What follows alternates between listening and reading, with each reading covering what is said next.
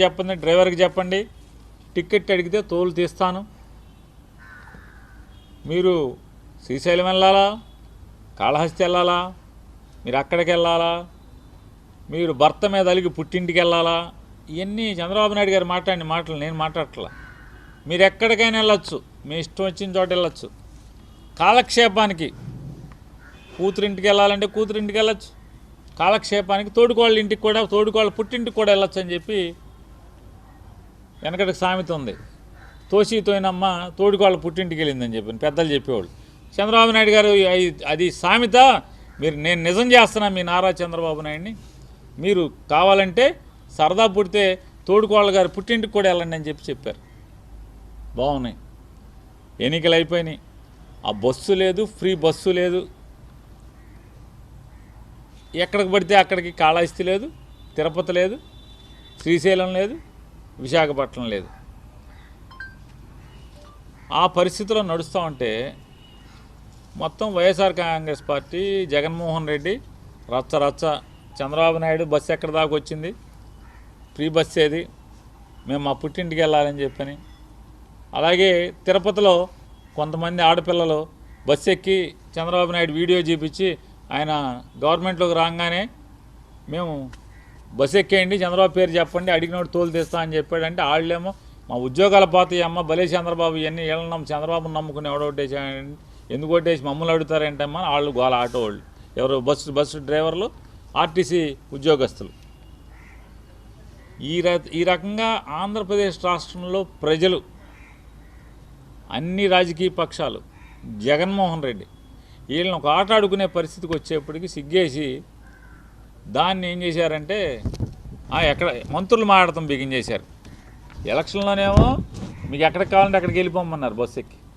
ఎలక్షన్లు అయ్యాక మంత్రులు ఏం మాట్లాడతారు, మీ ఇష్టం ఏంటి, ఎక్కడికక్కడికి పని లేదా, ఎక్కడికి పడితే అక్కడికి వెళ్తాకి, మేము జిల్లా దాటం, జిల్లా బోర్డర్ అన్నారు మంత్రులే. ఇప్పుడు ఎమ్మెల్యే మాట్లాడంటే అది పిచ్చిగా మాట్లాడనుకోవచ్చు. మంత్రులే సాక్షాత్తు నారా చంద్రబాబు నాయుడు క్యాబినెట్లో ఉన్నోళ్ళే జిల్లా బోర్డర్ దాటతాకి వీల్లేదన్నారు. దాన్ని ప్రజలందరూ కూడా విపరీతంగా తిట్టారు. సచ్చిచేడు ఏం చేశాడు అంటే రాష్ట్రం అంతా తిరగచ్చు కానీ పల్లె వెలుగు, అల్ట్రా పల్లె వెలుగు అంటే బస్సుల సంఖ్య తగ్గించేసి, సర్వీసులు తగ్గించేసి బస్సుల సంఖ్య తగ్గించేసి జనం తిరిగేటువంటి బస్సుల సౌకర్యాలని, అంటే ఎక్కువగా తిరిగేటువంటి లాంగ్ రూట్లో ఎక్కువగా తిరిగేటువంటి బస్సుల్ని ఆ కేటగిరీని తీసేసి ఆయన కొత్తగా నేను ప్రవేశపెట్టాను, ఫ్రీగా తిరిగేస్తున్నారు అన్నారు. వెంటనే ఏం చేశారు, ఆటోలో బజార్కి ఎక్కారు. ఏమయ్య చంద్రబాబు నాయుడు, ఇది ఎక్కడే నువ్వు ఆటోలో మా పొట్ట కొట్టావు నువ్వు, మేమేమో మాకేదో నువ్వు చేస్తావు అనుకున్నాము, ఎన్నికల హామీలో లేకపోతే మీ అబ్బాయి ఏమో పాదయాత్రలో, పవన్ కళ్యాణ్ ఏమో మీటింగుల్లో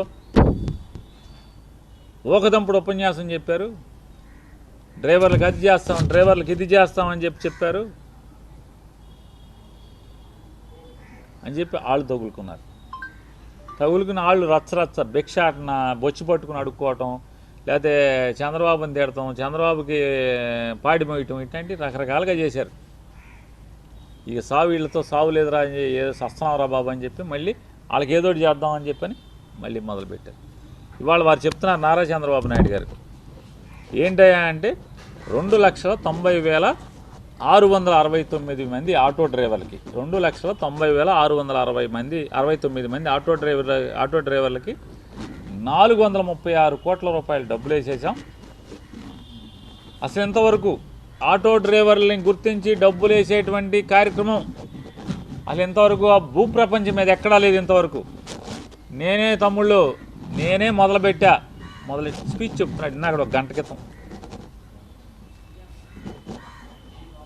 ఇచ్చిందేమో 2,90,669 మందికి 436 కోట్లు ఇచ్చాయంట.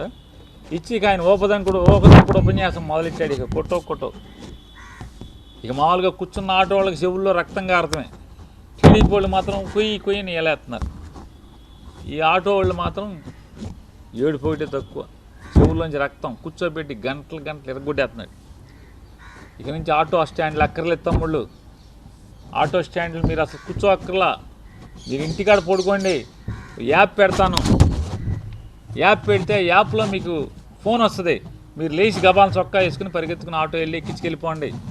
మీకు బేరాలు, అసలు మీకు అసలు ఖాళీ ఉండే పని లేదు అని చెప్పి మళ్ళీ ఆ మాట కూడా ఇప్పుడు మాట్లాడుతున్నాడు. కంట్రోల్ రూమ్ ఏర్పాటు చేస్తా అంట, రాష్ట్రం మొత్తం మీద కంట్రోల్ రూమ్ ఏర్పాటు చేసేసి ఆటోలు ఎక్కడ బేరం ఉంటే అక్కడికి ఈ ఆటో వాళ్ళని పంపించేస్తా అంట. ఇదిగో నీకు బేరం ఉంది వెళ్ళిపో అని చెప్పని పంపించేస్తాడండి. ఆయన ఇంకో మాట కూడా మాట్లాడాడు. ఇవాళ ఆటో డ్రైవర్లకి, మ్యాక్సీ క్యాబ్ డ్రైవర్లకి ఇవాళ పండగ అన్నాడు.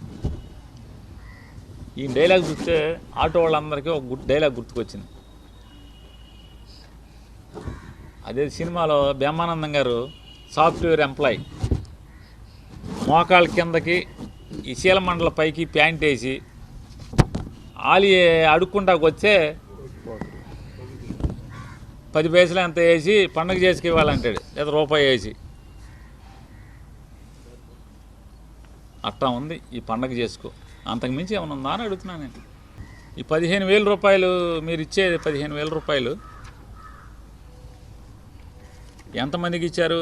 2,90,000 మందికి.